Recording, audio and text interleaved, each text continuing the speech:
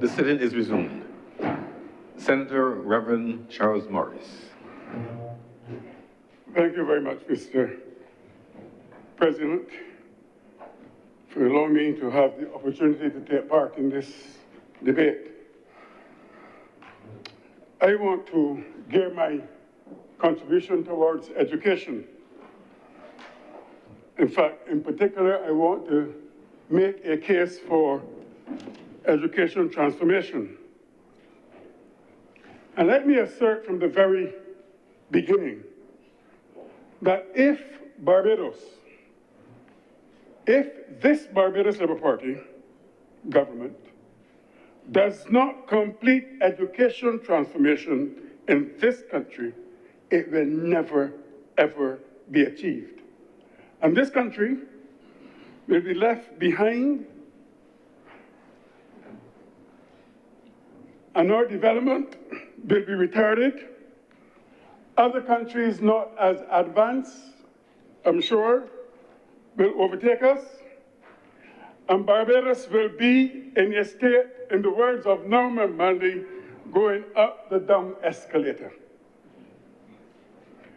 In his book, sir, The Dignity of Difference, by Jonathan Sachs, in chapter 3, he refers to exorcising. In fact, the chapter is entitled Exorcising Plato's Ghost.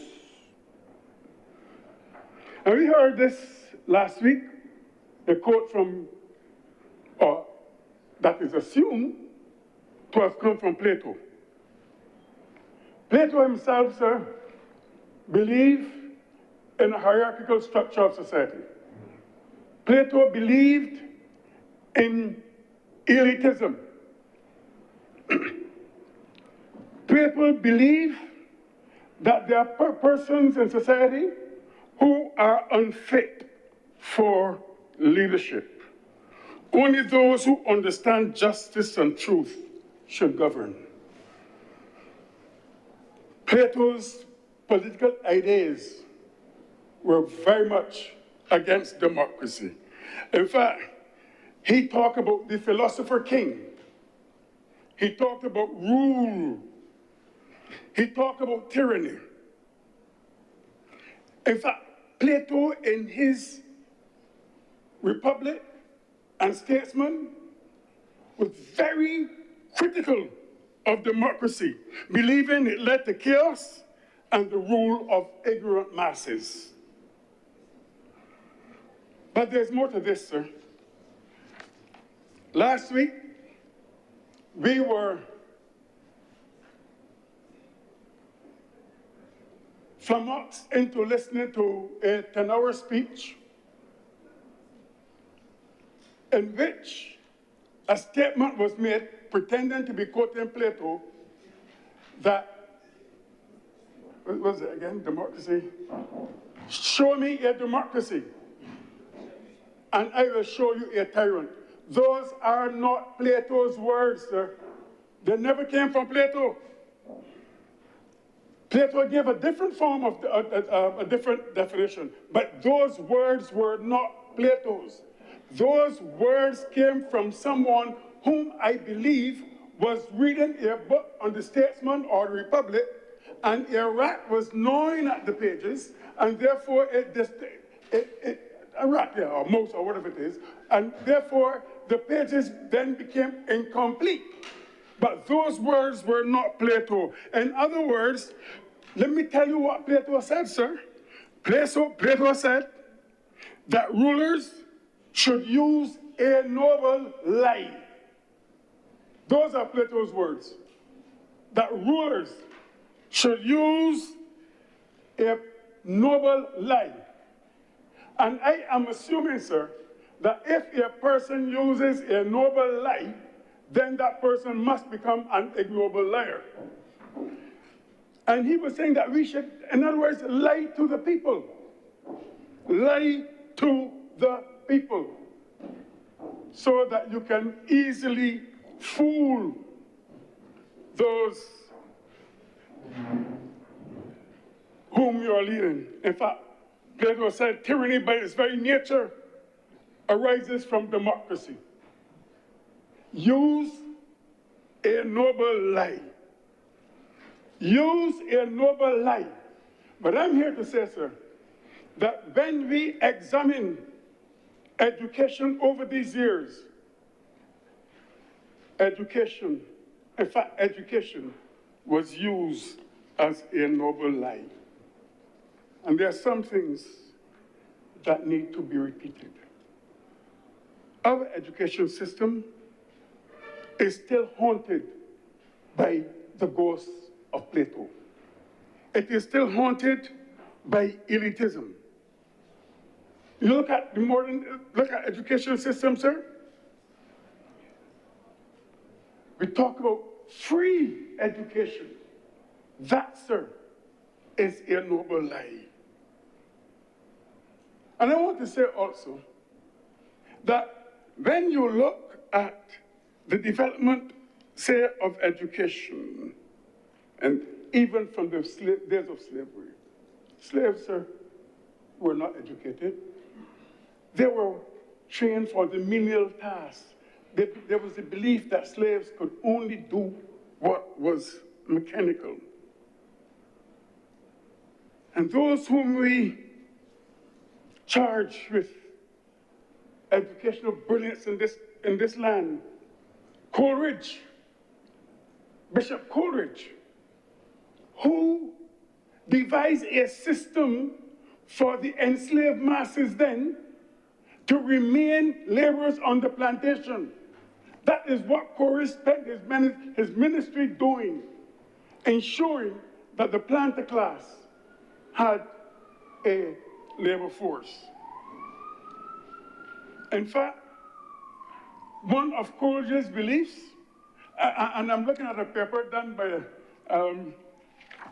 let me tell you the title of it, The Role of the Church in Preparing Caribbean Slaves for Freedom. A fellow named Charles Morris did it. What's the year, please, for the record? And just as you're quoting, you'll make it a document of the House. No, I'm not quoting this, I'm just looking at it. Oh, I see, okay. I'm just looking at it. It was in December 2015. Okay, sir. Yeah. But when we look and see what was happening, the attitudes of the elites, Plato's people, towards education. For the elites, education was seen as a development too high for blacks. Not my words, Coleridge's words. It was an instrument to tame the multitudes and repress social barbarism and preserve their own superior status. And one of the persons, sir, that we love today, apart from Coleridge, is another guy called Parry, Bishop Parry. You know what Parry said, sir? In fact, he was described in the Barbados Times in 1870 as notoriously hostile to the intellectual progress of the masses. That's how Parry was described. I'm going back into history, sir, to show you that Plato's ghost has ruled education. When we were told that education was free, beginning in 1960, when we were told that, or 62, I remember in 2012 celebrating 50 years of education, of free secondary education. Sir, that was a noble lie. Because when education was supposed to be free, I can repeat it, sir, because I heard the opposition constantly repeating certain statements. I'm going to repeat it. When education was made free, only those who could, in fact, those who could pay were the ones who were freed up immediately. And then we create a system of Plato's elitism, Plato's lie, noble lie. What were the facts, sir? That there were 6 or so schools that students were trying to get into. And they had to take this ridiculous thing called a common entrance exam, or whatever exam it was. And at the same time that you had that exam, the poor people in this country, the children of the working class people, had to pay for these exams, had to pay to get into schools. The same time, in fact, simultaneously, you had independent schools emerging. And there were 30 or 40 independent schools in Barbados. Most of them were, as I said before, most of them were owned by Mr. Barry's friends or his cabinet ministers. Yes, sir. I went to Federal, sir. Federal was owned by Mr. Joy Edwards, and he was the Minister of Housing. And all day you hear the saws going because he was building houses at the back. I'm not mixing my words, sir, I'm telling you. We had to pay. And when I went to Federal, sir, the school fees was $45. I heard somebody say that school fees was $8. $8 for Golden Pie, and they couldn't make it. But imagine paying, I have to pay $45 from a grandmother whose weekly wage was $13.65. Oh, you see the difference. It was free. Federal, Modern, Lynch's, Washington, Industry, Metropolitan, Co-op, a whole Wakefield, a whole wave of schools, and all of them had poured the children of poor parents going to them. But if that was not enough, sir, you had to pay the school fees. And something happened to me that I shall never forget. I don't ever forget it, sir. One Tuesday evening, I was given a letter to take home. And I gave the letter to my grandmother, and she gave it to my mother. We used to have to work. I like to tell my story, sir, because I'm not ashamed of who I am. I'm not ashamed of where I came from. And the morning, we used to walk from Black Bess to Rock Dunder, leave home at 6:15 to catch a 7 o'clock bus. And the Wednesday morning, my mother said to me, don't put on those clothes to go to school. As of the day you finish school, go and look for work. I was in 3rd form. I was 14, going on 15. And sir, that thing hurt me. That my friends passed and going to school and I couldn't go. And I went into the bed and I cried and I cried and I cried. And I cried, sir, until my grandmother came into the room. And she took up the sheet and she began to wring it. And the tears from that sheet came out. That is what happened. And she said, get up and put on your clothes, go to school. I went to say what my mother said, but I said, get up, put on your clothes and go to school. I know there was an 8 o'clock bus at Raw House, sir. I cannot remember to this day if I bathed or not. But I know that that bus was not leaving me. Not this time. And from then on, I understood that I wanted to learn. And I read everything. I read books. I'm sure Senator Blackman can tell you about my library.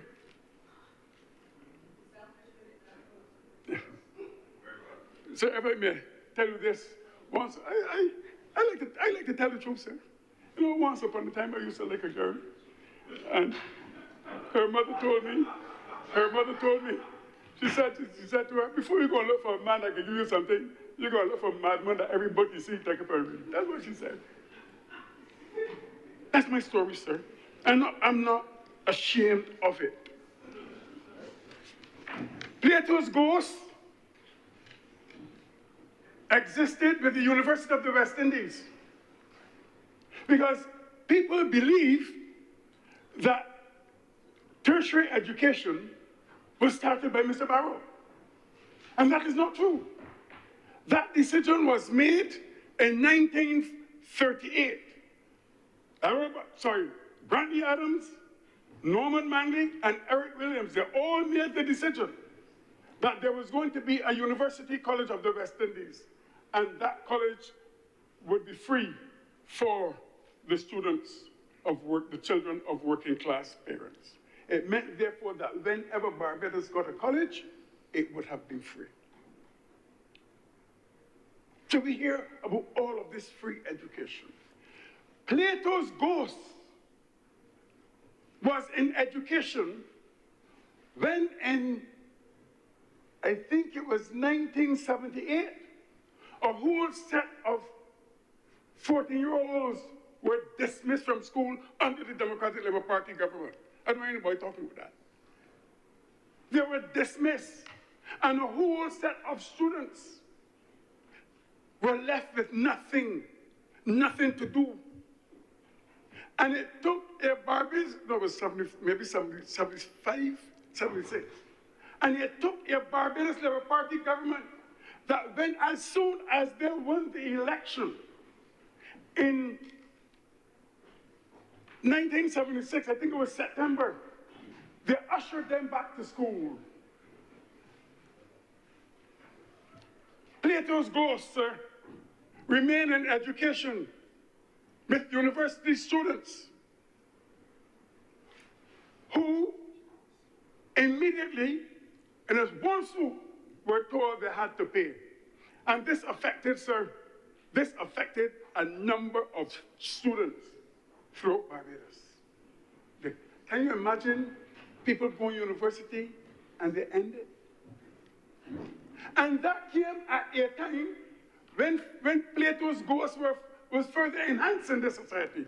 It came at a time when the Ministry of Education immediately, in one swoop, said that principals must have a master's degree.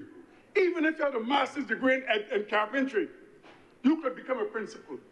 And that disqualified a number of good teachers from becoming principals. One swoop, Plato's ghost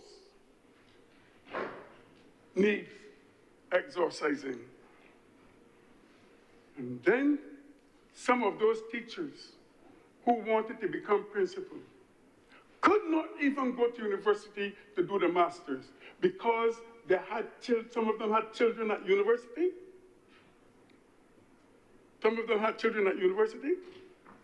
And then it would be either the children or the parents. Some of them decided that they were going to take on, they would prefer their children to have an education. Many persons, some of them dropped out and could not go back to schools. Plato's ghost is still in education because we are reaching a stage where there is supposed to be education reform. And I see a lot of things in the papers, but there are some things that need to be done as well. Teachers have to be in this system to be brought in. Parents have to be brought in. And the ministry as well has to be brought in. Let me tell you, sir, there's going to be pushback. You know what I've noticed?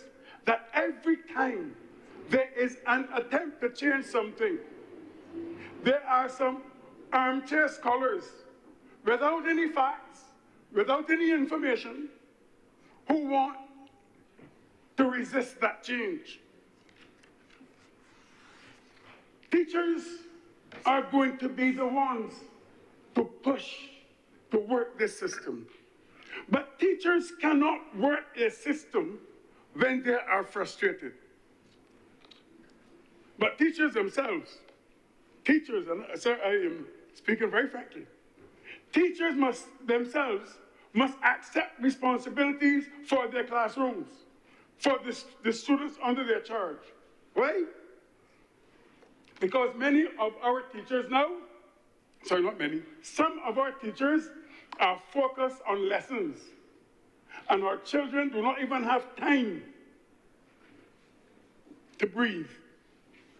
I know of situations where some teachers, even though they were senior teachers, never lifted a finger to assist with the administration of the school, but they come at night at 8:45 and leave at 3 o'clock. They're not doing anything in the schools.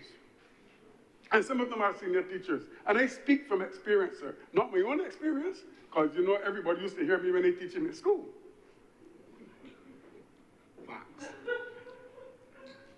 Facts. This is not a noble life. This is what they do.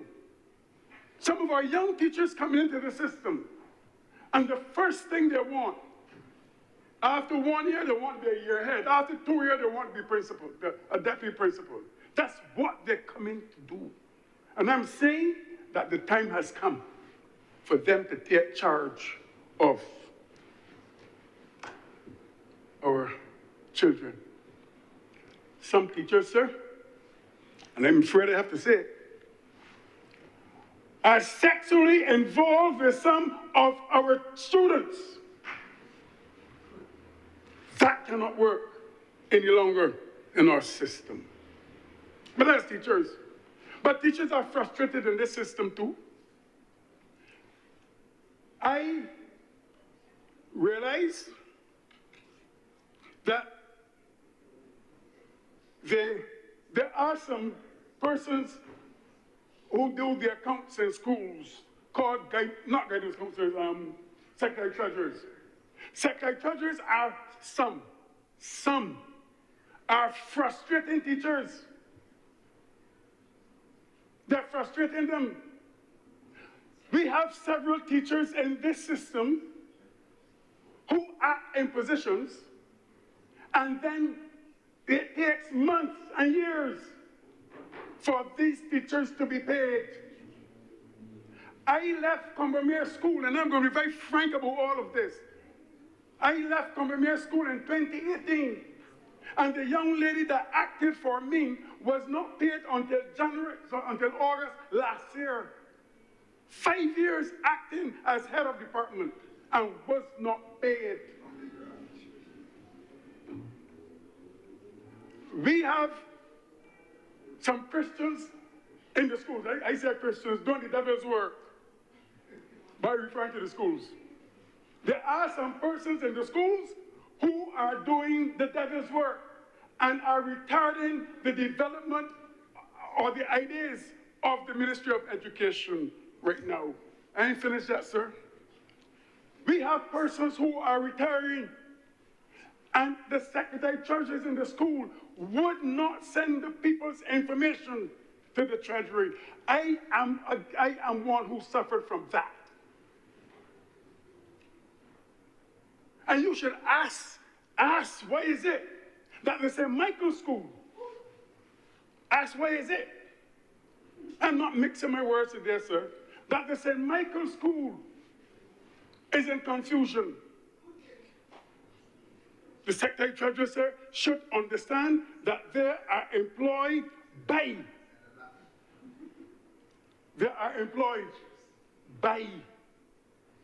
the boards. And the boards need to be the boards. But, and you see, sir, when a system was warped, it continued, because I remember, sir, that in 2018, I think it was around February or so, when you talk about a whole set of new principals were appointed just like that. And some of them did not have the ability to lead. This is our system.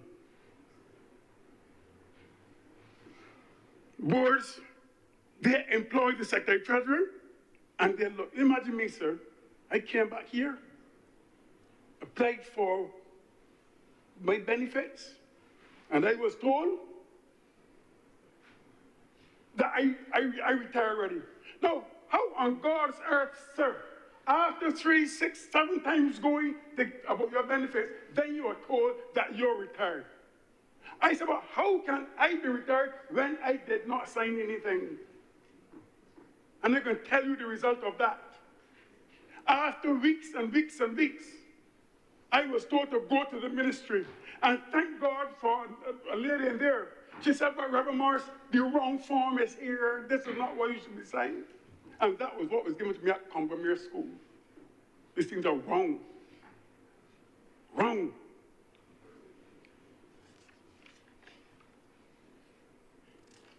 We are in a system where people want to do what they feel like. And when they are called, when they're called out, they want to bring the whole world against them. We need persons in the teaching profession, and the teachers, among the teachers who are committed. And sometimes, sir, sometimes teaching, to me, it may be a profession, but it's also a vocation. It is also a vocation. We have to transform this society.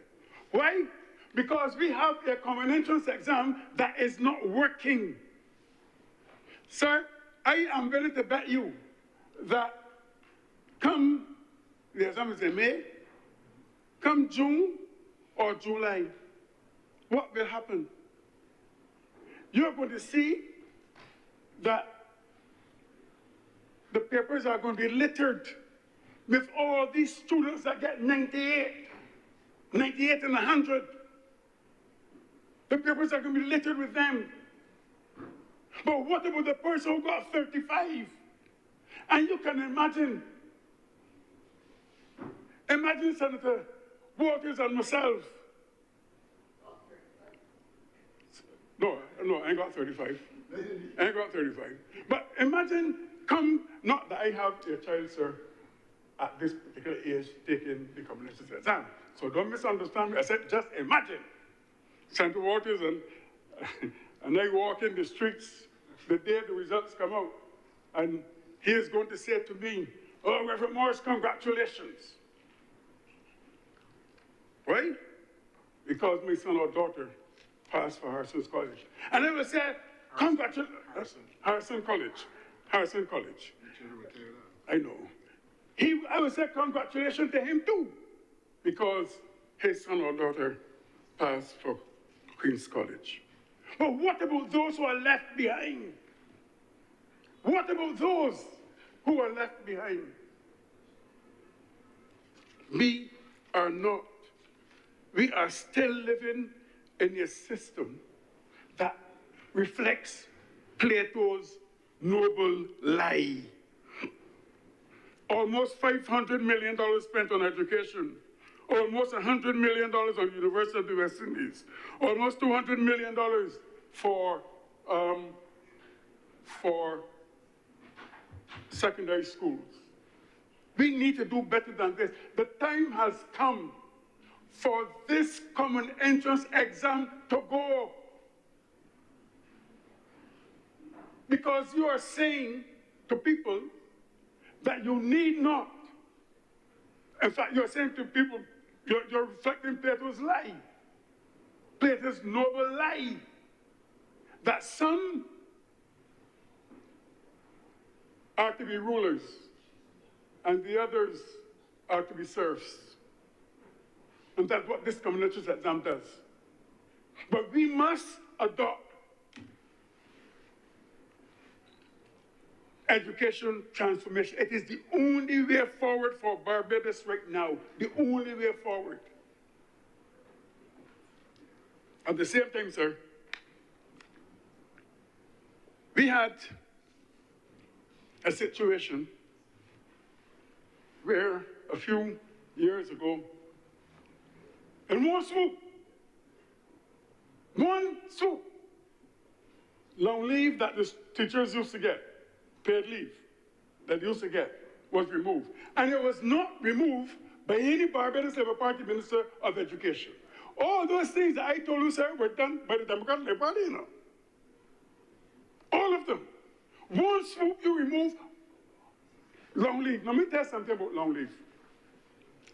What people used to call leave passage. This was done or put in place when those English were teachers in Barbados. Some of them used to live at the garrison. Another vestige of colonialism that people trying to protect in here, like how they want to protect whole town. The vestige of colonialism. And a lot of these teachers used to live up there until it was taken over by the CHC, sir. But during the summer, they all used to go back home. And every 5 years, they used to get what you call leave passage. They used to get a term's leave, and then they would go back home for that term. It was paid, the passage was paid, and they would go back home. And that persisted for some time until part of the last, what do we call them again? The last decade or the 10 glorious years, depending on how you look at it. Because it could be 10 years of glorious uncertainties too. But the point is that during that period, teachers lost their leave. Sir, would you believe it was challenged in the courts? It was challenged in the courts. And what happened? The court ruled, if I may interpret it, the court ruled that, in fact, the court did not reinstate the leave. The court did not reinstate the leave. The court, from my interpretation, made a decision that the ministry really went about it the wrong way. That the ministry should have consulted the unions and all of that. But the ministry did not. The courts did not say that it should be reinstated. All of a sudden, one of the teachers' unions, not the BSTU, we don't operate like that, sir.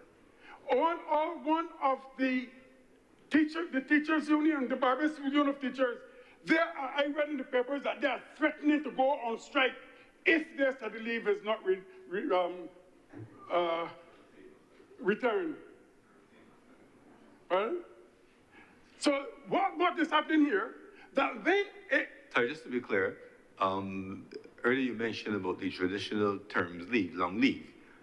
Just now you said study leave. Are you talking about this? Sorry, not study leave, sir. That was my mistake. Okay, just one. I'm human, you know. I may look like a Greek god, but certainly I'm a human. I'm a human.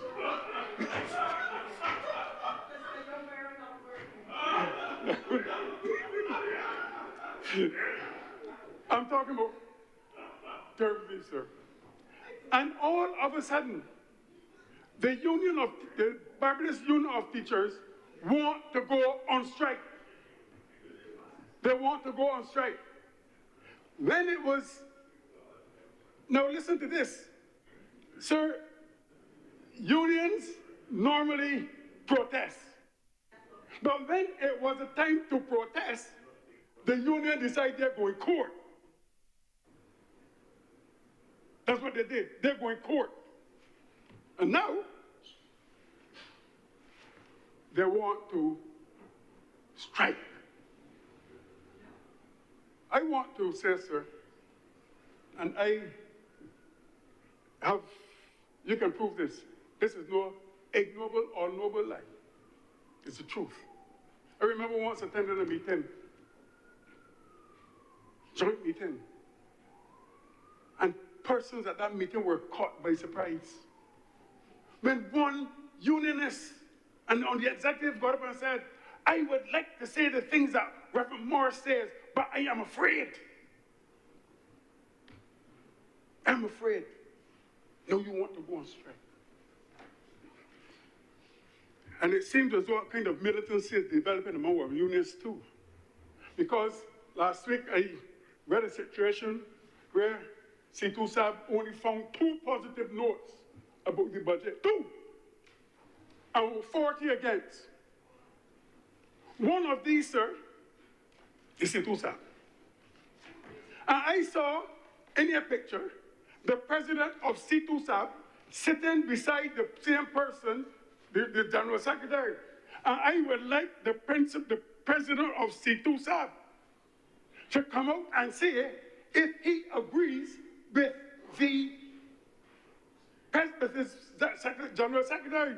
He should come out and say if he agrees or not. Because if he agrees, I will give him 150,000 reasons why he should not agree.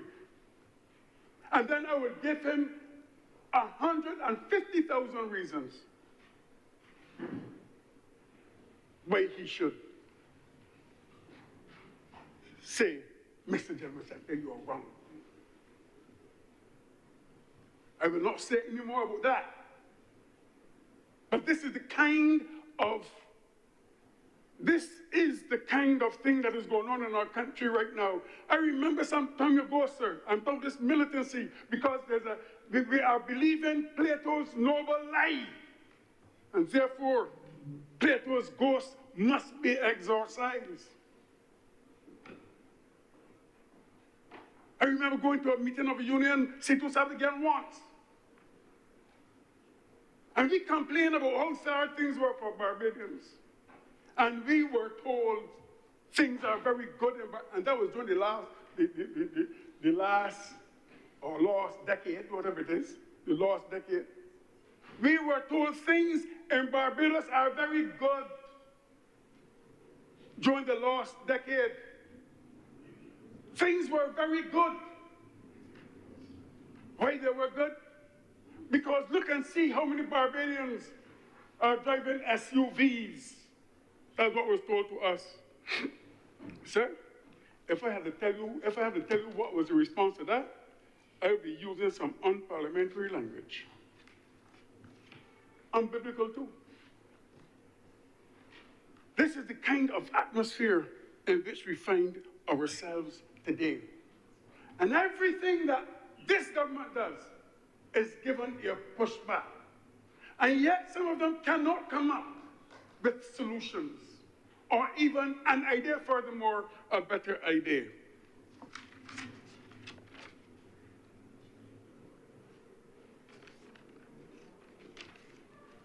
Sir, I believe that we need to look at education transformation. And I want to say, sir, that the Barbadian society has to ask itself whether our present education system is working for the majority of the country at this point in time, as reflected in our day-to-day experiences and interactions. Look at the attitudes of people to one another, the levels of disenchantment and disillusionment of our youth, the too evident anger, the use of subcultures that have now become mainstream in our society, the indifference to and acceptance of what was previously deemed, or unacceptance of what was previously deemed as negative and unacceptable in our society. Look at the decay in moral standards. The number of students leaving school after 6 years with no academic or any kind of certification. Why would we want to perpetuate that? Why would we want to keep Plato's ghost in our society.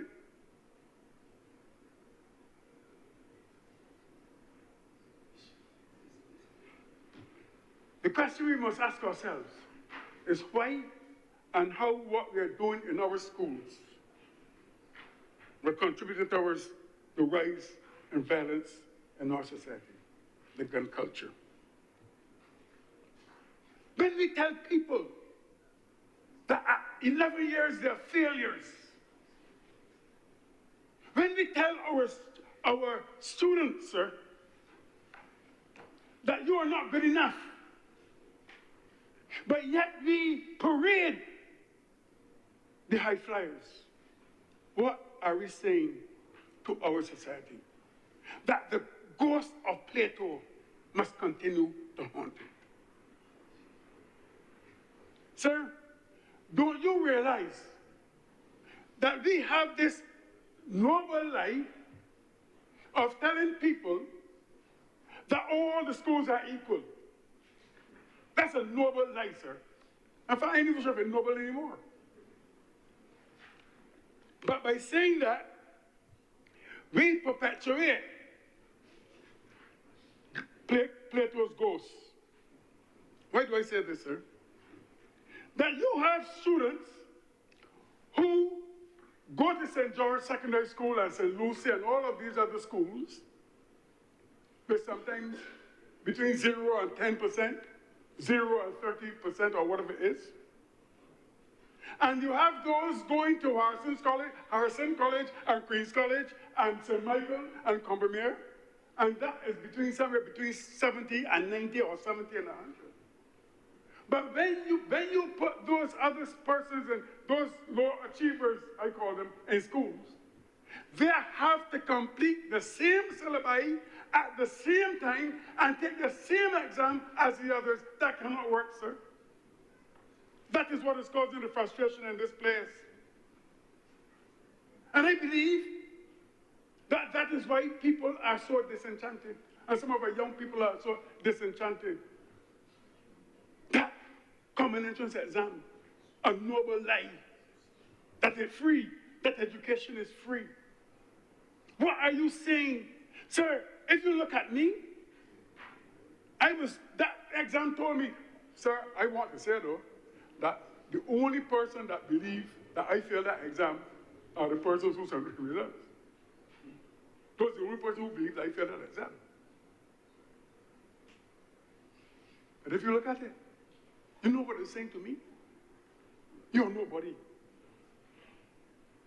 You are not from Plato's elite. You are not from Plato's rulers. You are nothing. You cannot be a priest. You cannot be a teacher. You cannot be a deputy high commissioner. You cannot be even a senator. That is what the common entrance exam is perpetuating. But I have some things to say. Is what we're doing in the primary school system, in the school system.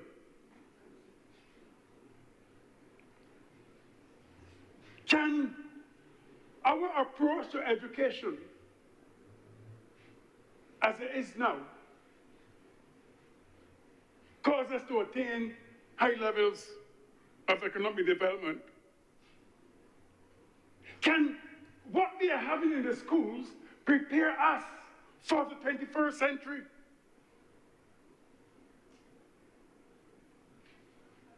Can we continue at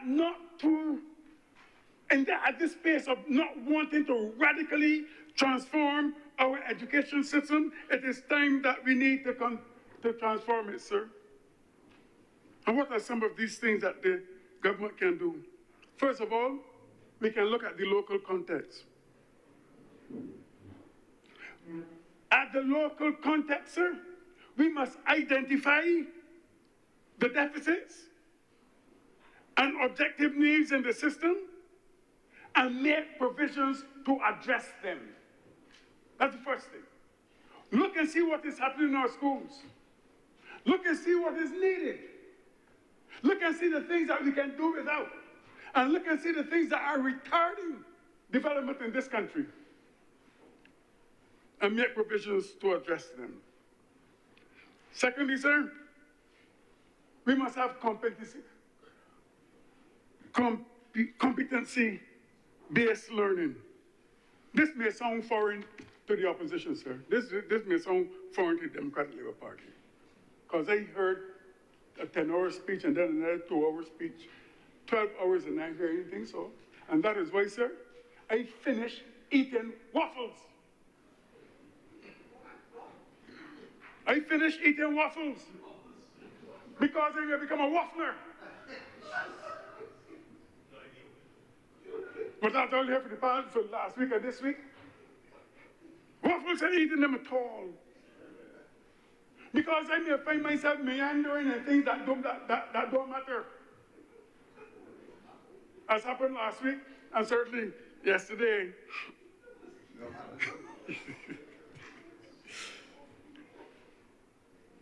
Sir, we must have competency-based learning, and it must be pitched to the different levels and intelligences of our students, meeting the children where they are so that they can best develop their strongest skill sets, build self-esteem, have the tools to make a living, and have a sense of belonging in our society. That is what we need. We must have curriculum assessment and reform at all levels, sir. And this is going to be vital to suit not only present but future needs. Ideally, develop in students the propensity for lifelong learning. Jonathan Sachs, I think it's chapter 6, says that education is no longer a school thing. Education is a lifelong entity right now. But we must also, sir, have different methods of assessment and certification of students. I remember some time ago that there was an attempt to introduce school leaving, again, that receive opposition. But we must have different methods of assessment and certification of students so that their testing and general assessment is not done in one way to achieve one set of outcomes or certification. That's what we are doing. All we are doing, sir, is teaching one way. Look, I don't even know how many of us teachers spend time with in the affective domain. How many of us teach morals from any lesson that we have, that we're administering? Thirdly, sir, yes, I just want the affective domain. Because affective domain allows you to build character, build skills, build behaviors and attitudes in keeping with the morals, mores, and standards of our society. And an emphasis on teaching effective communication skills, collaboration, conflict management, respect for self, and respect for others, along with that one word, empathy. The problem with our society, sir, is that we don't like to talk about empathy. We talk about pity. That's what we talk about. Because we like to say, Kadir, I'm sorry that you haven't passed the exam. Kadir, big pity, I have pity on you. But you know what about pity, sir? Pity is all words. All it says, I'm sorry. Kadir, I want to do better. But they do not lift their finger to help you. This is where that empathetic process comes in. I understand where you are. I feel for you, but I will do something about it. And these are the things that we need in our children. The use of technology. Technology will play an integral part of the learning process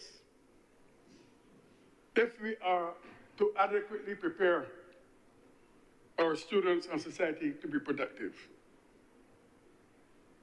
to be efficient, to be relevant in achieving not just economic growth. You see, not just economic growth, but qualitative development. That's what we need. Qualitative development.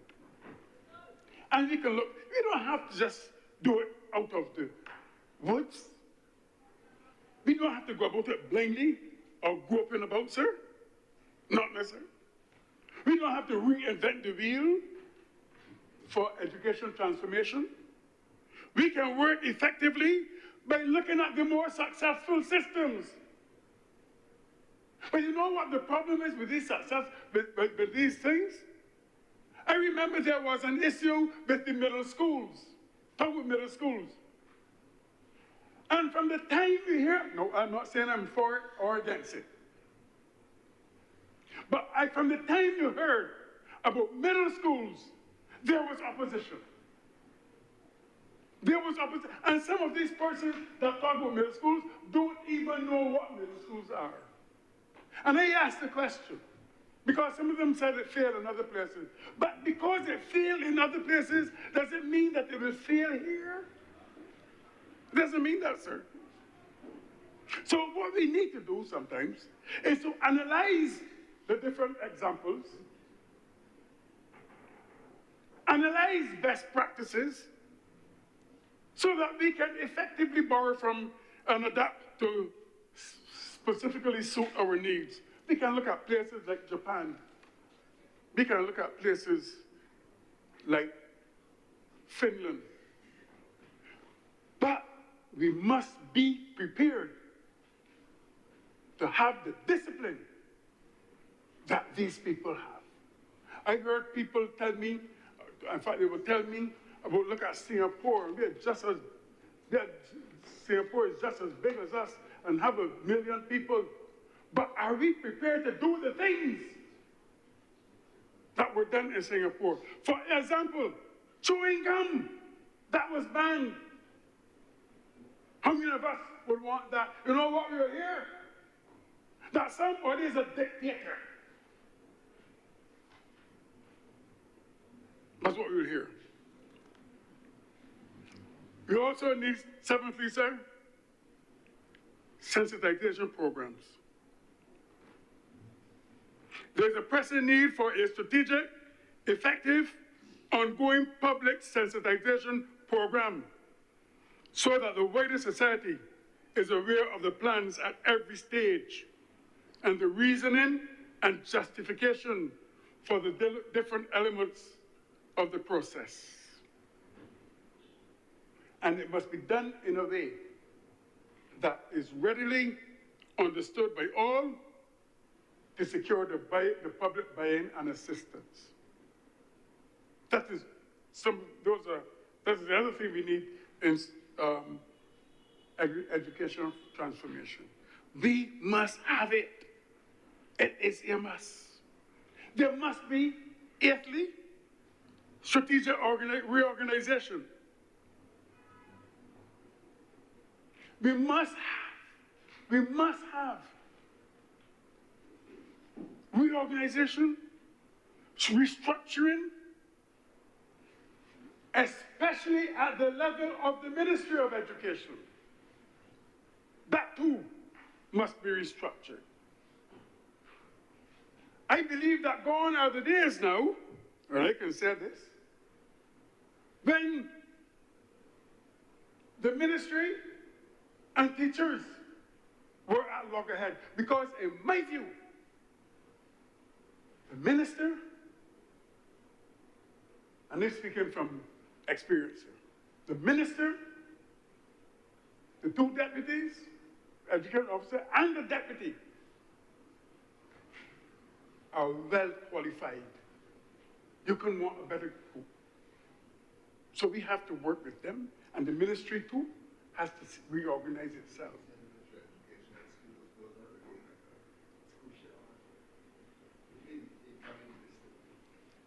Sir, I will not be deterred by walking wafflers.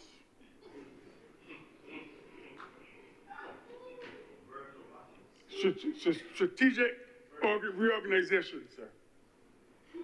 Yes, the Ministry of Education may close, some schools may close every week, but it will pay some people to shut their mouths all the time.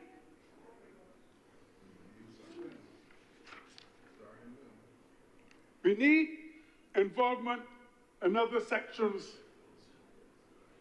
of government. And this is what is important to me. Strategic education transformation. And let me say this, sir. You know that the only time you see the level at which we are talking about educational transformation. Good.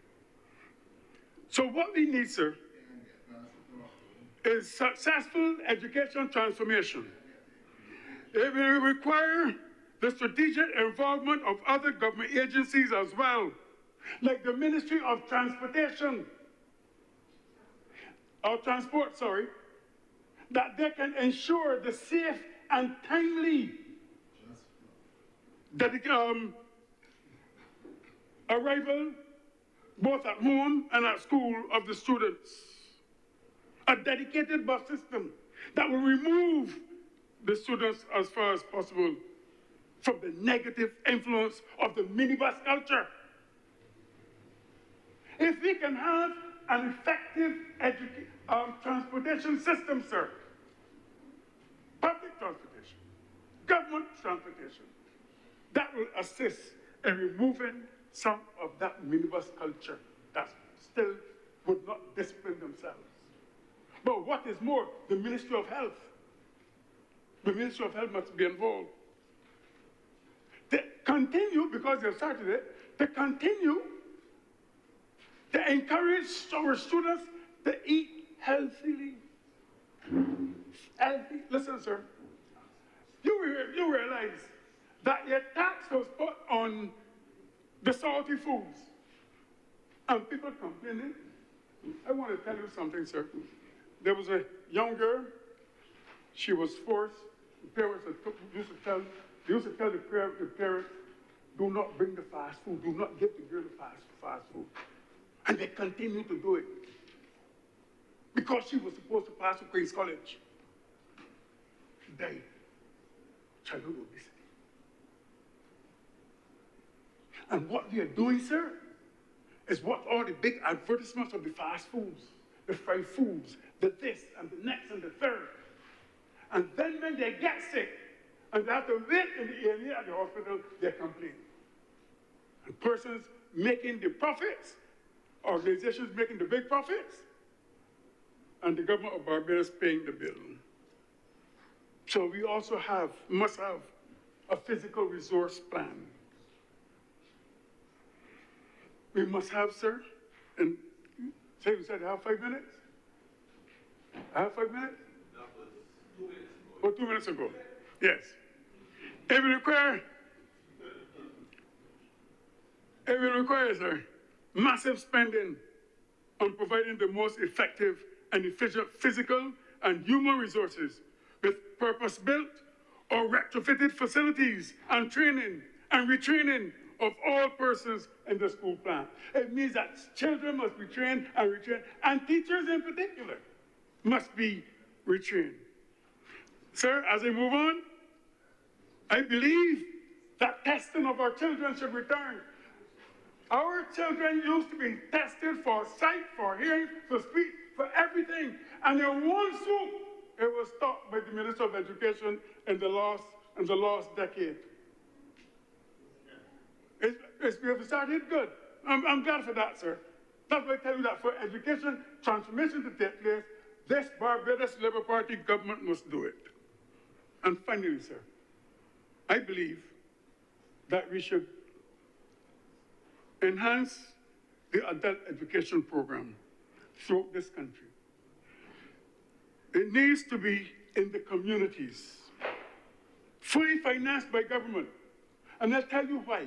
Because, you know, we talk about free education, but when it came to the exams, the external exams, oh yes, it was the people of the working class, the children of the working class people, that not only had to pay school fees, but had to pay for the exams, to do the exams.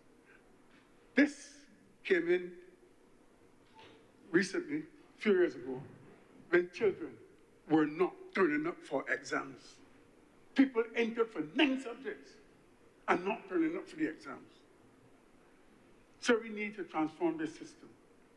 We need to exorcise Plato's ghost, Plato's elitism, Plato's depression, Plato's, whatever it is about Plato, his ghost needs to be exorcised from education so that Barbadians can move forward. And at some stage, they can say, up and on. I thank you, sir. Thank you, Senator Reverend Charles Morris. Senator the Honorable Chad Blackman. Thank you very much, Mr. President. Let me first also start by welcoming my colleague, Senator Reid, to the chamber. This is the first time I'm speaking since he's arrived. I know him for a long time. He was my senior at Foundation School, and we've done a number of things throughout the years thereafter. But let me also get straight to the meat of the matter. I rise to lend my unwavering support to this year's estimates, 2025-2026, because it comes in the advent of Barbados transforming itself into not just a modern democracy, an economy and society, but a country that is a republic and constantly unshackling the remnants of our colonial history. And I want to start there for a number of reasons, and simply saying to the country that for a long time we've had a path, different administrations of course, towards greater in education, but this new ministry, newly configured, is on a simple path, Mr. President. Notwithstanding the myriad of opportunities, and equally there are some challenges, but the ministry is committed to ensuring that Barbados can have the #1 educational system anywhere in the world.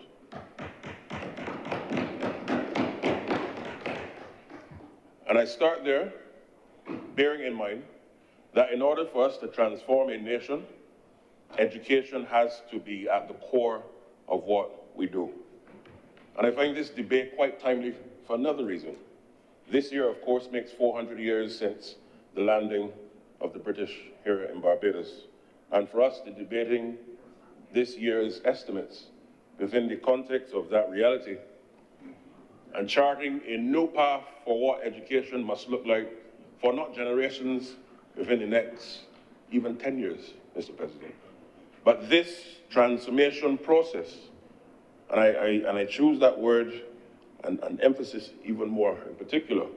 This is not about only a transition, which has become a view of many, but the transformation, the reformation of our entire educational system now has to bear a reality that reflects the future aspirations of generations that we may never even know.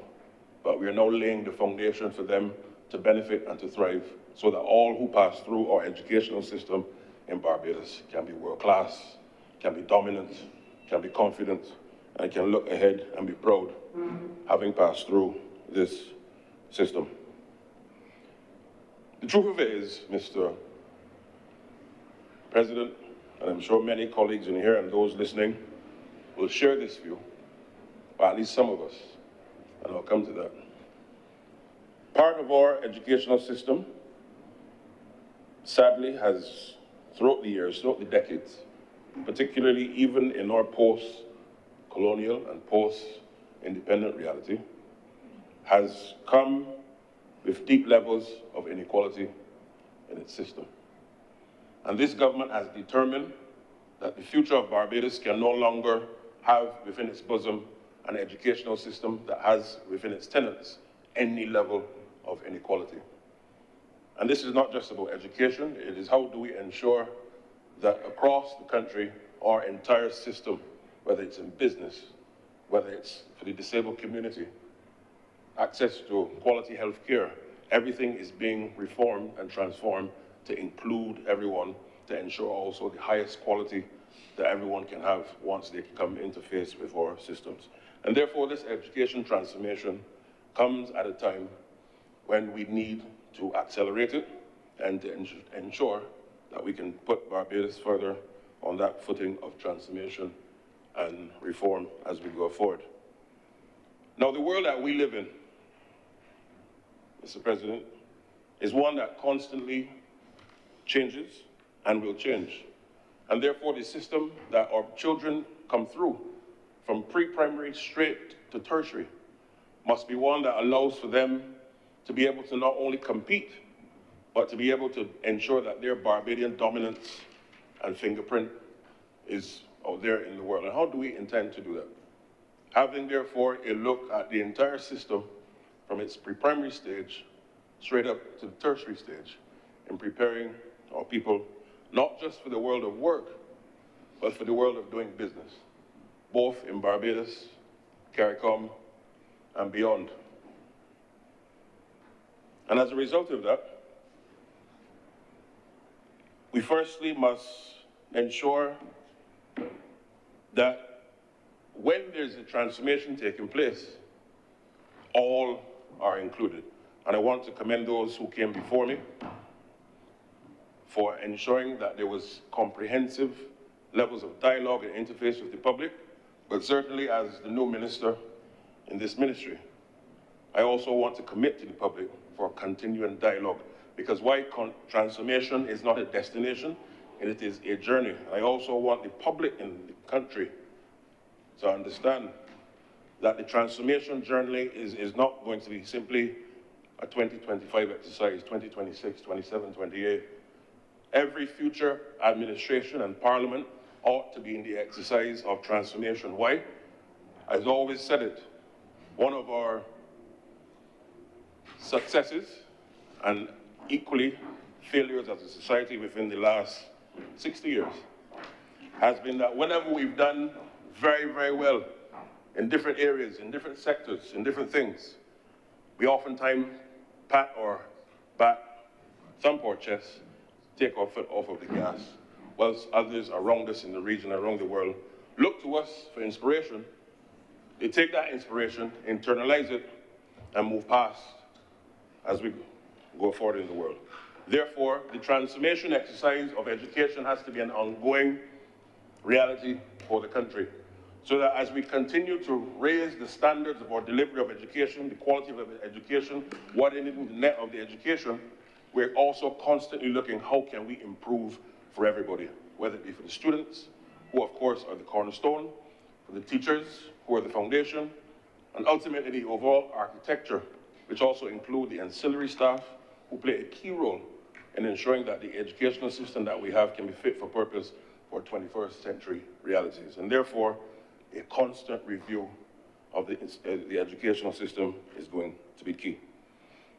And therefore, the last word in the new name of the ministry which I lead, Mr. President, tells really the story, transformation. How do we ensure now that we can move to a new reality in preparing our young Barbadians? And what should the average Barbadian student look like, having passed through this educational system that we're looking to bring some significant levels of transformation? One, they should be confident. Our people, and I've seen it, even before coming to the ministry, you would just go to anywhere in our country and you interface with our people, and it's not their fault, but the ecosystem has led to that. You talk to a person, sometimes they look you, Mr. President, in your chest as opposed to in your eye. We have to ensure that when children pass through our system, they have a high degree of confidence, not arrogance, but confidence, the ability to stand on your feet or where you are and to engage with your counterparts or colleagues anywhere in your home, your neighborhood, your school, your community group, anywhere in the world once you pass through. And therefore, one of the things I've always said, and Mr. President, I'm not sure if this happened in your time, but certainly when I was at school, there was this thing where if you spoke a lot, they tell you, stop talking, put your hands on your lips. But then, when you become the age of 14, 15, 16, and you go to BSAT, into school sports, and the CBC or any media house comes to interview you, and the microphone comes before you, somehow society expects you to now become the greatest orator in the history of the world. It can't work. Why? Because the ecosystem at that early age, particularly at the pre-primary stage, both in schools, equally in the households as well, has not allowed for the nurturing. And oftentimes when you look at the young people in North America, Europe, Africa, Asia, at the same age, they're able to deliver. Even if they're not sure of what they're saying, the confidence is there, and therefore we must now go in that aspect. Equally, another key pillar of the Barbadian student has to be one of critical thinking. When presented with a high or a series of facts or data before you, how can you analyze and bring those sets of facts to bear to allow for you to make the best decision, to analyze complex problems? And therefore, it will also come into what I will also talk about a bit later with respect to how we teach our children in our schools. Thirdly, and importantly, and I'm sure my colleague to my right, the Minister for Innovation, Science and Technology and Industry, will agree. Barbadians, through our school system, have to be exposed and encouraged to be innovative. Innovation must also be part of who we are as we transform our education system. Problem solving. How can you solve things that come before you even if you were not exposed to it before? And it also therefore ties into the critical thinking that I spoke on. I've gone on record as saying it before, and I'll say it again, Mr. President. Our education system has to prepare Barbadians and Barbadians for the future and for the now, actually, in the context of foreign languages. Foreign languages must not only be within the domain of those in Europe or in Asia, but every young Barbadian must be exposed to, and not just exposed to it, to be able to grasp and be proficient and to speak, even if it's at a conversational level, whether it's in French, Spanish, and German, Arabic, Chinese. And therefore, one of the things that I've already said to the team in the ministry is part of the curriculum review, and of course it takes resources to roll out over a phased approach, is to ensure that our young people from the pre-primary stage right up are exposed to a foreign language. Now, in Europe, you have different models where, for example, foreign language is not just taught as a class, but part of your curriculum, whether 10%, 40%, etc., is now taught in the foreign language. But that is an approach that we would have to look at and explore, but this is where the future of education and foreign language has to be for us. And I'm committed, Mr. President, for us to go in that direction. When we also talk about the Barbadian of the future through our education system, they have to be globally competitive. When you have a small business or large business, when you are applying for a job here in the Caribbean or in Barbados, around the world, if you want to be a footballer, you want to compete to get into a club in Europe or in Africa, how do you now have the tools through the exposure that the educational system has afforded you here in Barbados to go anywhere in the world and to have not just a chance, but a cutting edge above everybody else? We're small enough to do it, but it simply requires us to order our affairs in a way for us to do so. And then lastly, and by no means least, and of course this list is not exhaustive, but industrialization and industriousness has to be within the DNA and fabric of the Barbadian student of today and the future. Our motto speaks to it: pride and industry, Mr. President. And not only must we take pride in our education system, but we have to ensure that our people can now understand how to become industrious and to become an industrial nation. Oftentimes we think that to be an industrial nation, you have to have a large landmass. Earlier in today's debate, the senator to my right, Minister Reid, rightly outlined that we are a large ocean state, larger than many of the current economies in terms of geographic size, who continue to have economic prowess. Therefore, we have to reacquaint the mind of our people to see industry and business and creating new things, new devices, backed by research and development. And you put those ideas to market, and it mustn't only be when you leave school. The re-engineering of the curriculum, therefore, has to work towards getting us there at an early stage. And the ministry, therefore, is committed to that. And therefore, as I said, my goal, and I've said to my team, is that Barbados must now work towards being the #1 education system anywhere in the world. And it's in Ordania. And whether you go from the history of Rantley Adams, to Tom Adams, to Bree St. John, to Owen Arthur, to Mia Motley, our current Prime Minister, all of those persons and leaders I would have spoken about, Mr. President, outline a clear vision for the people to follow, and to aspire to. They give you a clear roadmap. This is where we will go, and this is the reason why, and here is the reason why we must do so, and how we will get it done. And therefore, not to my surprise, I was on a program, Brass Tacks, a couple weeks ago, on a Sunday, speaking on the same education reform. And you have, who I'm told, the last caller that day on the program was a former foreign minister of this country. I will repeat, I'm told that the last caller when I was on the program was the former foreign minister in a Democratic Labour Party administration, who arguably will go down in the history of Caribbean politics as the worst foreign minister in the Caribbean, Mr. President. Who started to throw questions and aspirations on the process of which we are now looking to undertake. And why was I shocked?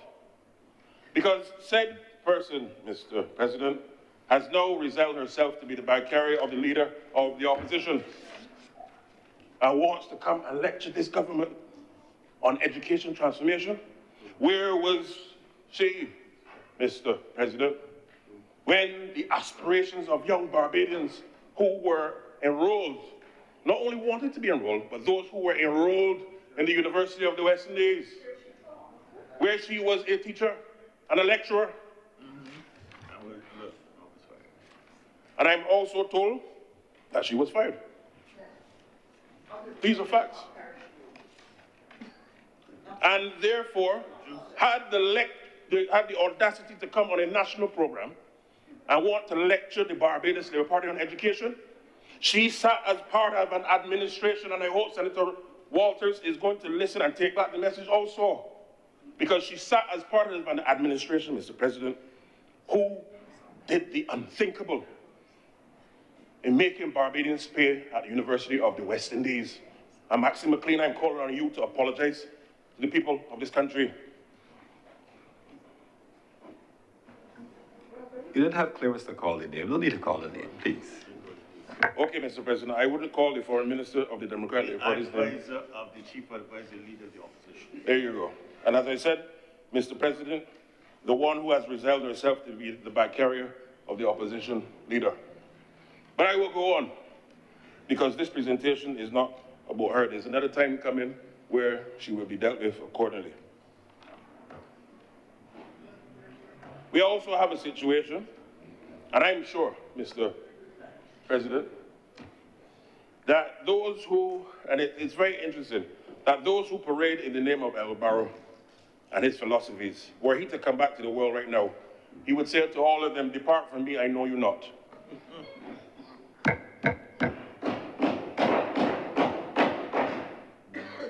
But they like to invoke his name and his spirit. But it can't work. You bear no resemblance to his views, philosophies, or ethos. So go and come again. But Mr. President, I move on. We have a situation where Barbados is not just a world leader in terms of ideology. People look to Barbados for leadership. People look to Barbados. Now, listen, man, Mr. President, I'm not going to preach in here, but I feel like I can preach this afternoon. Barbados is a leader in everything we do. I had a distinct honor when I served as ambassador in Geneva, under whose leadership was Senator Walker, at the time as foreign minister. When I first went there, within the first week, and this is a lesson for all those in governance today. In my first week of going there, Mr. President, we are a new administration, so persons, of course, weren't accustomed to, not just me as the individual, but they weren't used to Barbados coming on the scene and making any meaningful impact. Because for 10 years, Barbados was missing. They want to talk about travel, and when they travel, they would go into meetings and sleep. And when Barbados turned on the microphone and the Democratic Party people would take coffee breaks, Mr. President. I'm sure the Deputy President can attest when she was in New York as well, after the aftermath of the cleanup we had to do diplomatically. And after time, you had the engagement of our Prime Minister, you had the engagement of our Foreign Minister, Senator Walker, and the contributions that we made. People started to realize, but you guys sound a lot different to the people who used to be coming at these places when they did come for the last 10 years. This is a real but sad reality. So Barbados, therefore, has not just a brand, it has a global moral authority which we must preserve. We're not a large state in terms of physical geography, of course, outside of the ocean, but Barbados has a large moral authority. And our young people must now understand that the educational system can allow for you to pass through and to walk in the footsteps of those who came before you in that regard. But more to the education and substantively, Mr. President. We must ensure that transformation takes place across the system. And why do I say that? One of the first things I did since coming here some 3 weeks now, I met with every single member of the ministry proper, which of course serves as the regulator for education in the country. I went from office to office, introducing myself. But in addition to what I did, I held a town hall in the car park of the ministry on a Wednesday morning. Why? If we're going to take our team into new heights and new frontiers that they've never gone before, we must ensure that everybody is part of the journey and understand the journey and their role in it and how they can own it. And I want to say publicly that I commit myself not for that just to be a one-off exercise, but for it to be an ongoing exercise where we constantly engage with our people. Second of all, within my first few days, I also met with every single principal in this country in the public education system. Every single one, both at the primary level and at the secondary level in separate meetings, of course. Now, at the primary level, of course, it allowed for you to get a sense of not just only share your vision and share the ministry's vision of the continuation of the transformation, but equally to hear and understand the opportunities that they would like to see, the issues that they have, and then how does the ministry work with them hand in hand in building out that ecosystem that we are all marching forth towards. Thirdly, Mr. President, I've been able to meet with 3 of the 5 unions that represent our teachers in our country as well. Because why? They are the ones, of course, who, from an industrial point of view, industrial relations point of view, meet and represent our teachers. The point is clear, and let the message go forth, that Minister Chad Blackman is open for dialogue. He's open to ensuring that all stakeholders have access to my office. Why? I am here to serve you. I'm here to serve the people, because all of us in the educational ecosystem now have to chart forth a new territory, and therefore it will require all hands on deck. But equally, transformation must start from home. And oftentimes, Mr. President, we focus on the teachers, we focus on the students, we focus on the PTAs. But we have to also focus on the homes. And I want to say to the parents. Over the coming weeks, I'll be having a series of dialogue with you. Of course, it's not possible to meet every parent in this space, but I'm going to be having a series of dialogue through videos and different means that can outline not only where we're going, but to share with them how we can get there, and for them to also send in information to the ministry, to me as the minister and my team, that allows for us to hear their views and to see how we can incorporate all of this going forward. Because why transformation? Mr. President, when you look at the tallest building in the world, it could not have been done unless all were on the same page. The contractor, the mason, the tiler, the electrician, the person handling the bobcat, the crane. Everyone has to be in unison, working hand in hand going forward. Now, part of it also is meeting with the students. For a long time, of course, we've had a situation where we had an adult-centric type education. What do I mean by that? Where you have the heads of the schools and the ministry, of course, setting policy, which is part of its remit, and the students being a small part of that machinery. But part of Barbados going forward, and it comes back to what I said, has to be that our students are engaged at the earliest possible stage of dialogue, of being able to negotiate, of being able to be exposed to the rudiments of the educational system. And I want to take this opportunity also to commend my dear colleague, leader of government business, who as recent as Saturday held the finals of the Model UN, which is a fantastic program rolled out by the Rotary of Barbados. But why is it important? Because at that early age, it allows for them to be exposed to the rudiments of international diplomacy, helps with the confidence buildings, it helps them to understand the geopolitics of the world, negotiations, you get into your small teams, and oftentimes they have to hold positions that they themselves in their own personal lives or realities may not do, but you then prepare them for the future. And the truth is, our comparative advantage as a nation is leadership. This ecosystem called our education system must be able to churn out, and yes, I use the word deliberately, churn out and mass manufacture leaders, people who are able to go anywhere in the world and say, I am from Barbados, but I'm humble, but I can be your leader. And not by saying so, but people calling for you to be their leader. Whether it's in a sports club, an international organization, it doesn't matter.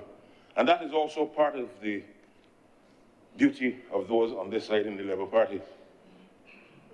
Humility in leadership. And I would give a speech at another time, Mr. President, on that. And I'm sure the Democratic Labour Party would do well to listen. But I go forward. When you talk about the ecosystem of education, you spoke about the students, we have to talk about the foundation. The students serve as the cornerstone. But the teachers, Mr. President, serve, and I say this unapologetically, as the foundation. And I want to take this opportunity as the new minister, as I said to them already, I'm saying it again, I want to commend the teachers, every single teacher in our system in this country, the sterling work that they've done, not just now, post-independence, straight up to 2025.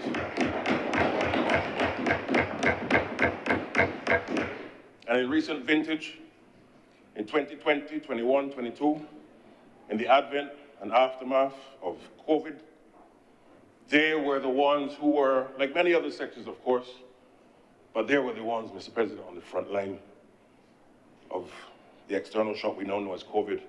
They put their health on the front line. They put their families on the front line. They put their finances on the front line. Because why? Many people were affected in different ways. And we owe an eternal debt to our country's teachers. I want to thank them. And it is why I've also said, and I've said to the team in the ministry, that for the first time in the history of Barbados, at least to my knowledge, let me put it like that, Mr. President, sir, I've committed to ensuring that our teachers in our country can have their due and recognition, similar to how those who are called to the bar have their due and recognition, those who are in the medical profession, in their white-collar ceremonies, The teachers in Barbados must now have a national awards, Mr. President, from the pre-primary straight up to secondary, where they can be honored for what they do. The different categories, of course,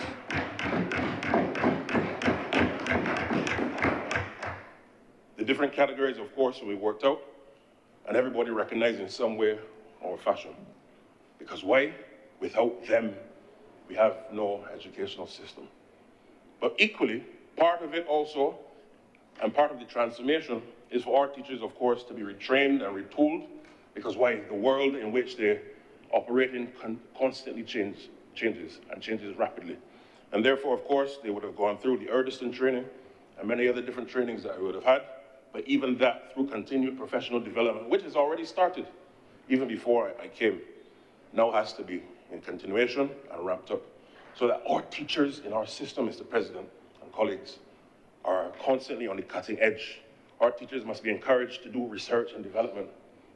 They must be encouraged to challenge even some of the intellectual schools of thought that they study as well. Because let's not fool ourselves, Mr. President. It must not be that only pedagogy and curriculum development and all the best models of teaching in the world our teachers have to import.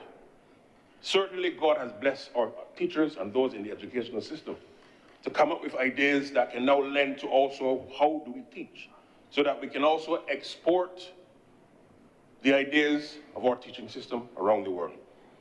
And Mr. President, I'm sure you would recall, not too long ago, I gave a lecture, the Matthew Farley lecture, which spoke to what I call the Farleyan views, similar to how Senator Reid quoted and referenced Keynesian economics and different types of bodies of thought.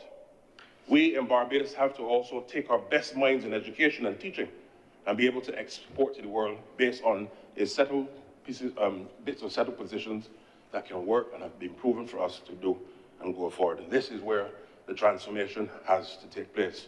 The same way how we've been fantastic and dominated in cricket around the world and in different endeavors, education now has to be, not should be or could be, education now has to be part of Barbados' DNA and comparative advantage going forward. Now, so where are we with the transformation? Of course, there's been a lot of training going on, training with principals, training at the levels of senior management and teachers. And there's a focus a lot now on what we call project-based learning, PBL. And why so? For a long time, we've operated in a system that has placed significant premium on examination. And we all know from time to time that even as adults now, if you have to take an exam, even if it's to do a driving test, there's a natural set of nerves and jitteriness, and it causes you sometimes on not a too good of a day. What ordinarily would be a success for you may not be so.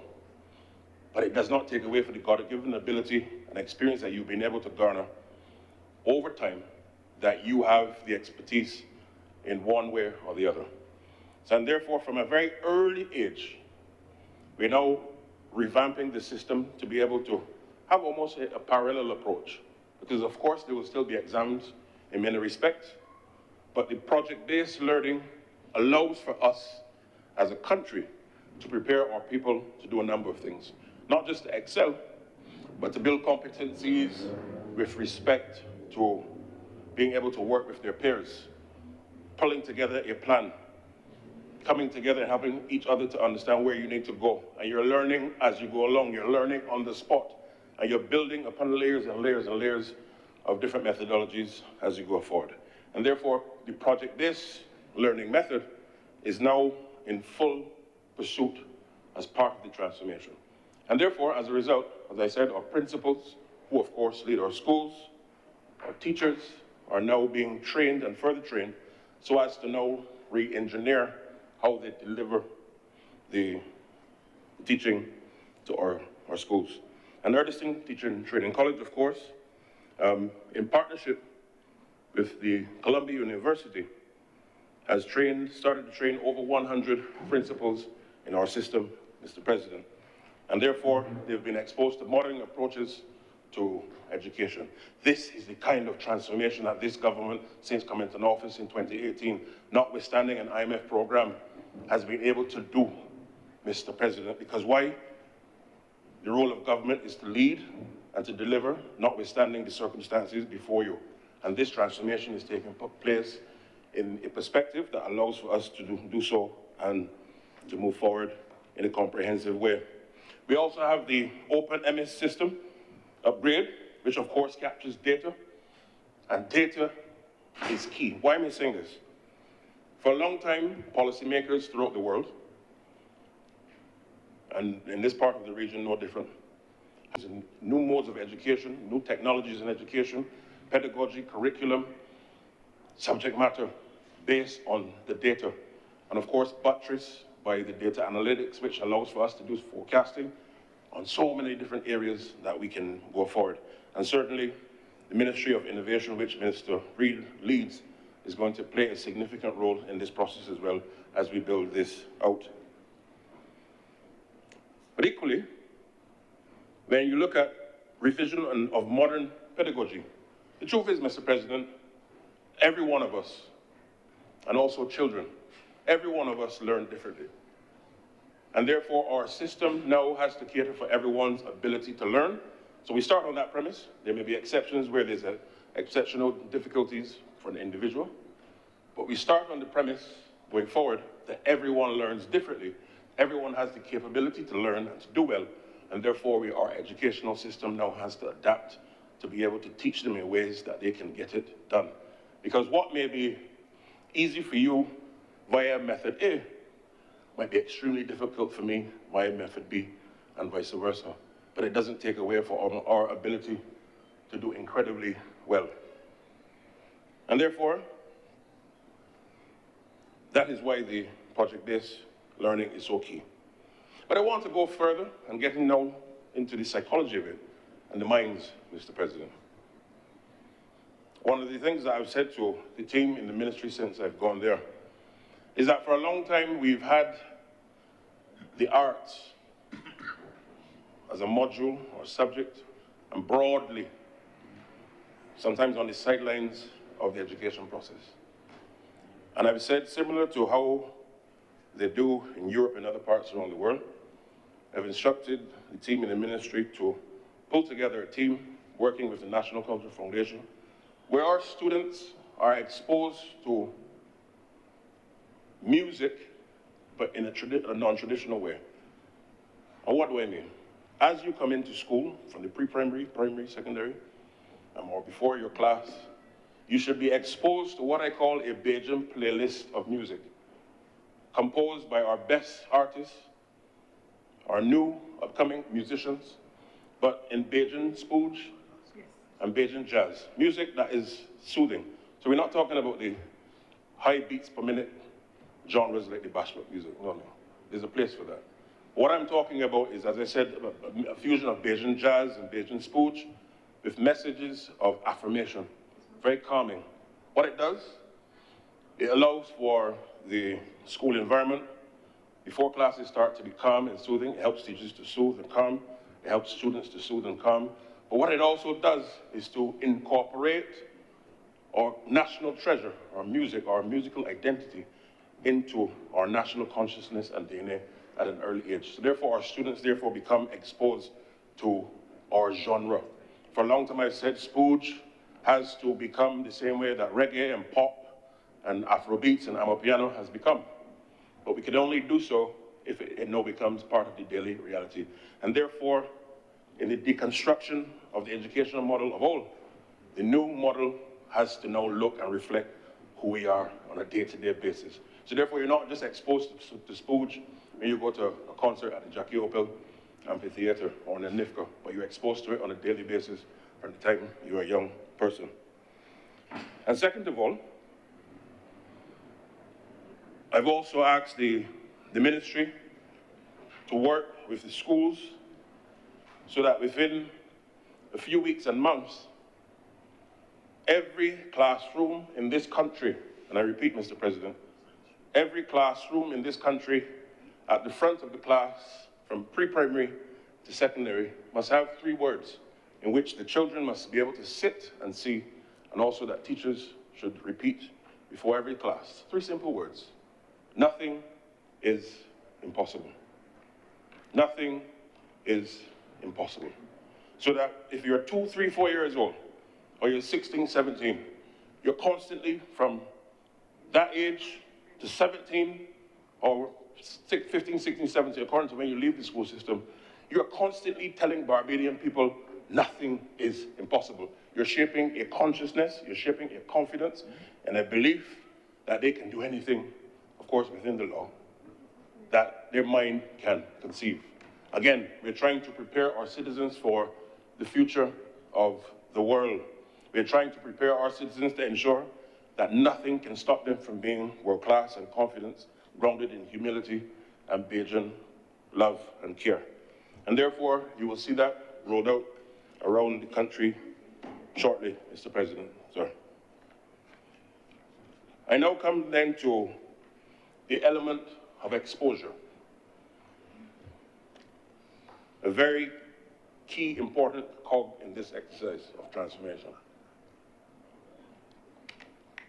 As I've said many times before, Mr. President, I, like many Barbadians, have come from humble origins, though rich parents, but parents who nonetheless place high premium on humility and the role of education in transforming your own life and those around you.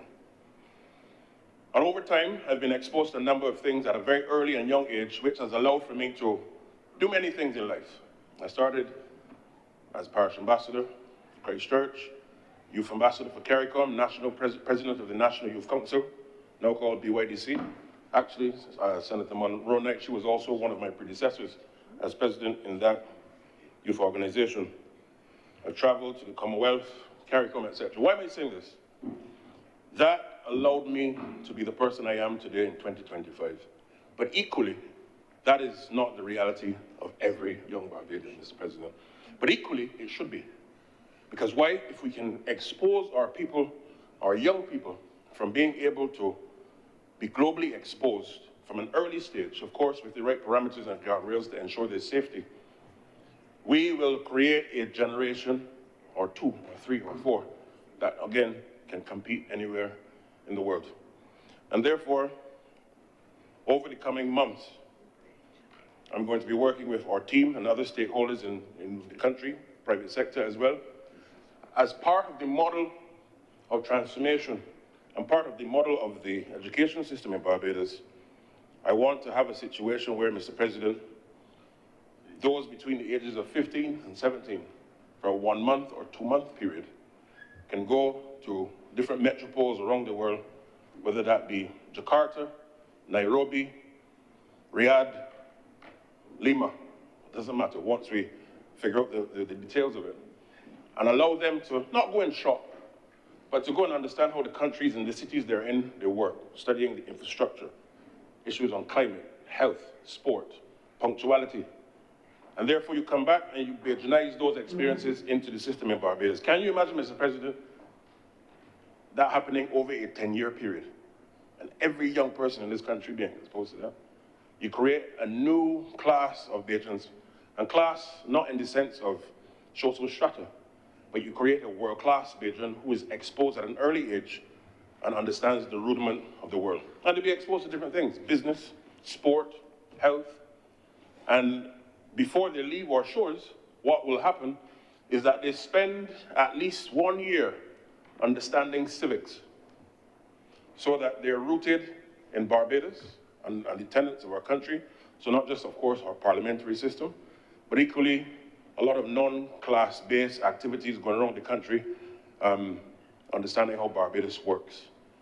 And therefore, when they leave our shores, they leave already with a sense of Barbadian confidence, understanding who we are, and therefore how you can also represent your country. And you're starting then a culture of new ambassadors at such an early stage as well.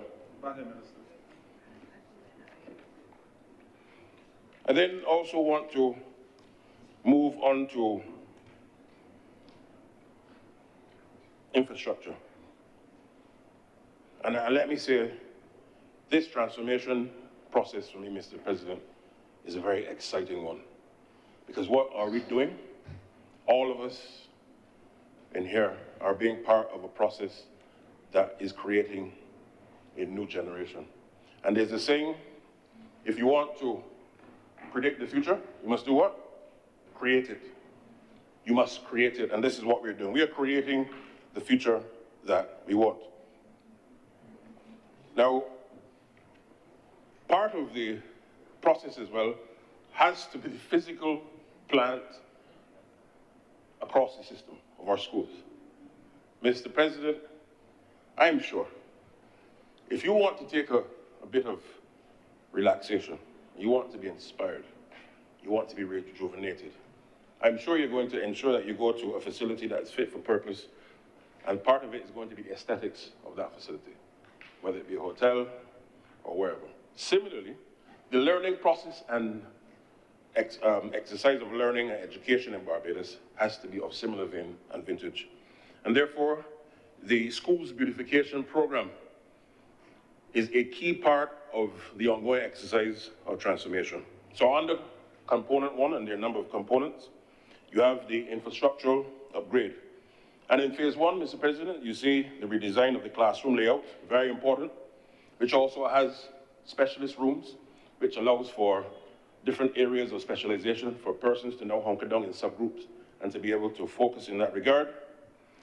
Modern upgrades to the bathroom facilities as well.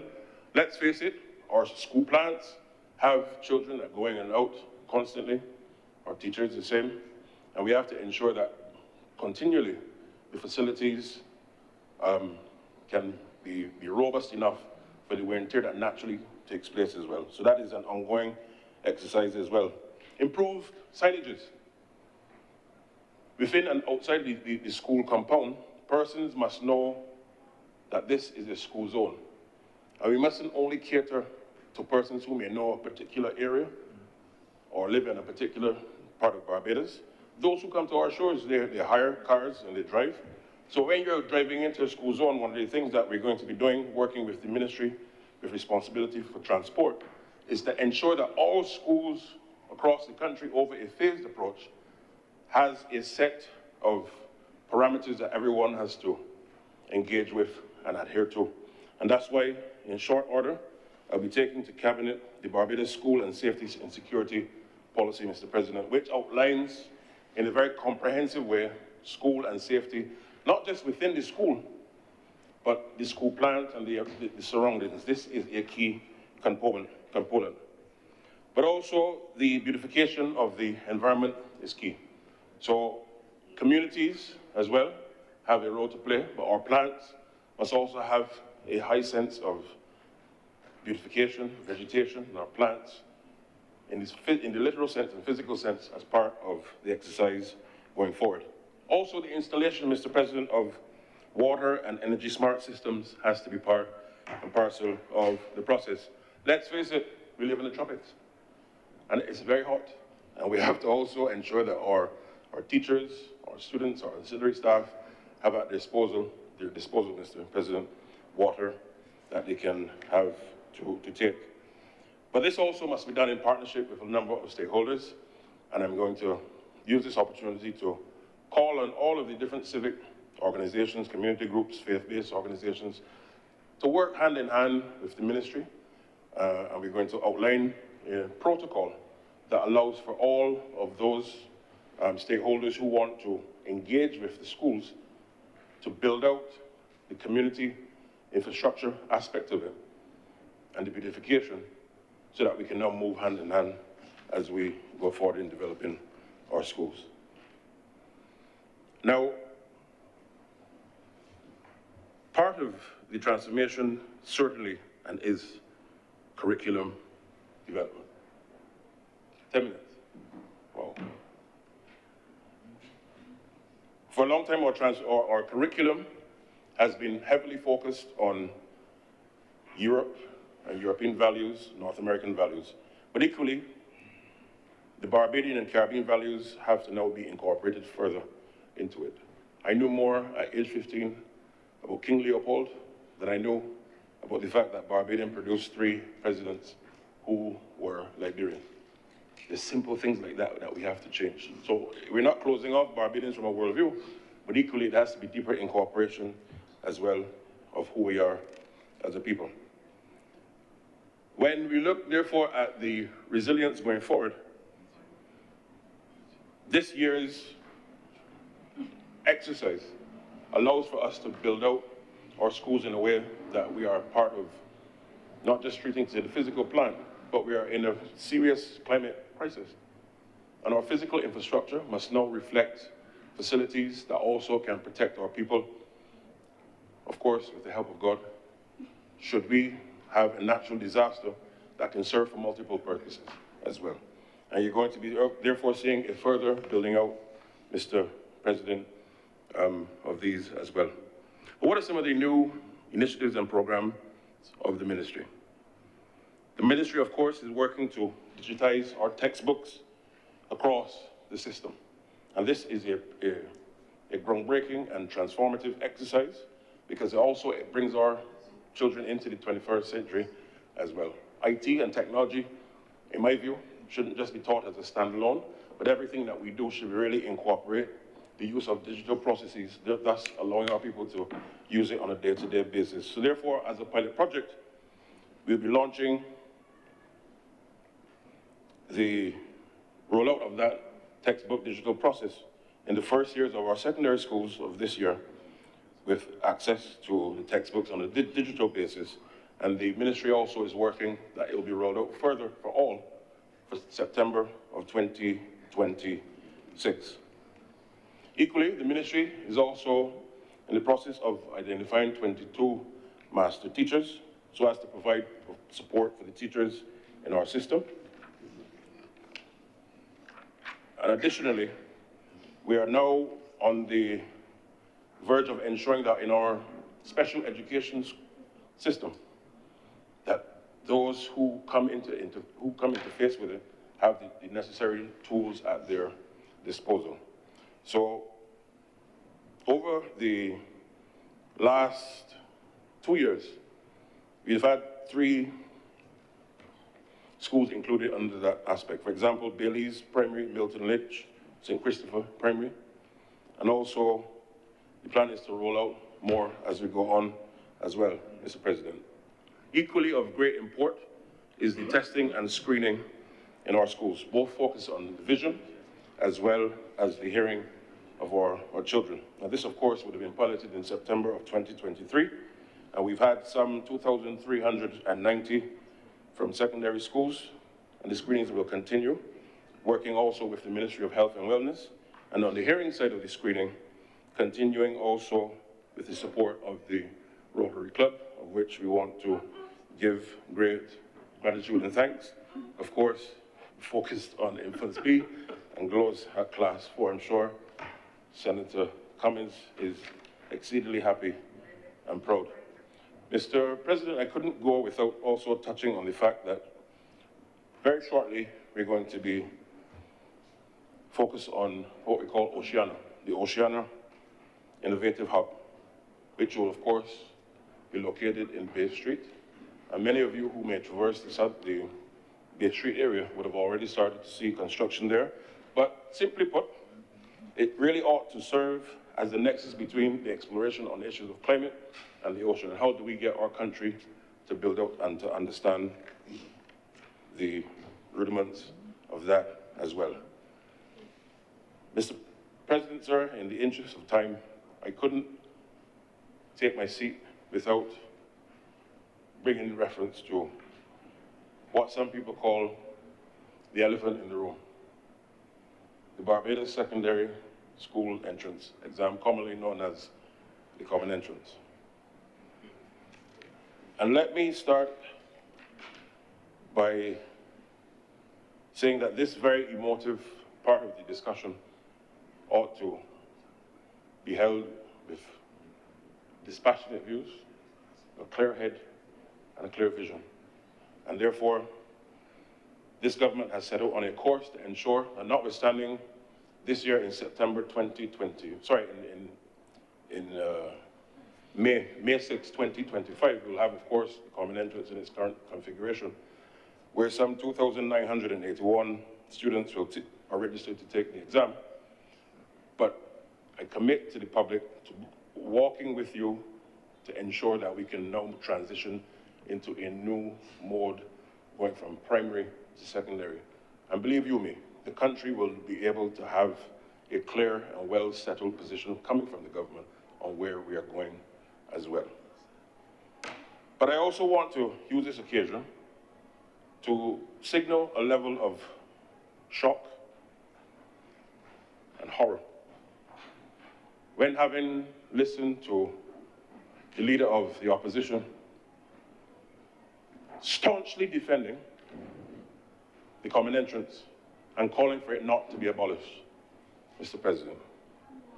We live in a world where, Mr. President, notwithstanding that we are in a republic and that we have as our head of state our own national, and therefore those in the legal profession, if you rise to the highest realms of the profession, you're no longer, or you shouldn't rather, be called either a Queen's Counsel or a King's Counsel. Some people still revere to that instead of being a senior counsel. And they wrap themselves in the garb of Britain and Europe. Because why? For them, it legitimizes their social strata. And therefore, for somebody or an honorable member of another place to call for the common entrance not to be abolished, and I want to quote Mr.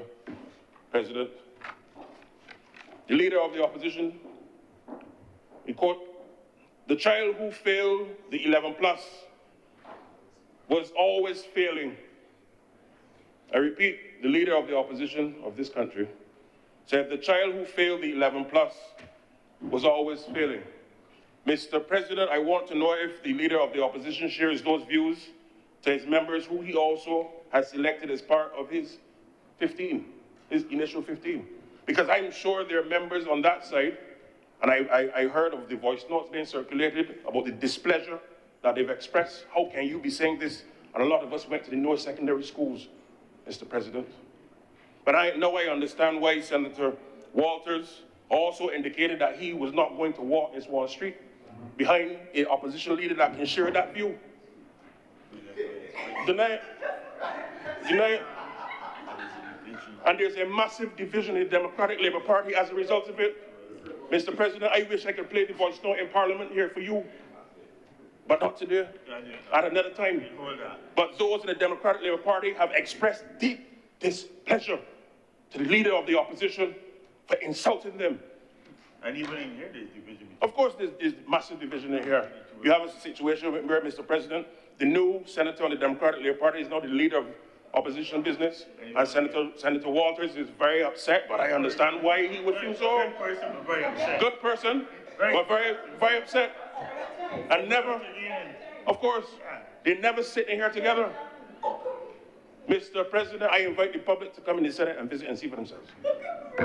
So you have to understand, Mr. President, and to those watching, ask yourself, why is that happening? He has cloaked himself in Britannia, notwithstanding, yes, he went to Harrison College, I understand. Walters, he went to QC. He went to QC. But, Mr. President, there are those in the bosoms of the Democratic Labour Party who have taken deep offense to the leader of the opposition saying the child who failed the 11+ was always failing. Have you ever seen such folly, Mr. President? It goes to the heart of who they are. Deep inequalities run deep in the vein of that party. And that is why they had no qualms of disengaging the 11+, the University of West Indies fees for people when they were in office. But I am fully aware, Mr. President, that my time has now come to an end. But let me say to the country, we are on the verge of transforming not just the educational system, not just the health system, not just the global financial system. We are on the verge of transforming a nation. And therefore, this educational transformation process is the cog for which we are going to launch forward not just for the next 5, but the 10, 20, 30, 40, 50 years. And I would encourage all Barbadians to rally around this exercise called educational transformation. And I give you my commitment publicly that I am your chief servant in this regard, working for you in the future for all generations of Barbadians to come. I thank you. Thank you very much, Senator Blackman. Senator Cummings. Mr. President, I beg to move the suspension of this sitting of the House until tomorrow morning, Wednesday, March 18th at 10 a.m. The question is that the sitting be suspended until 10 a.m. tomorrow, Wednesday, March 19th at 10 a.m. Will those honorable senators in favor, please say aye. Aye. Those against, please say no.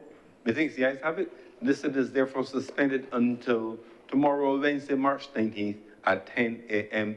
sharp.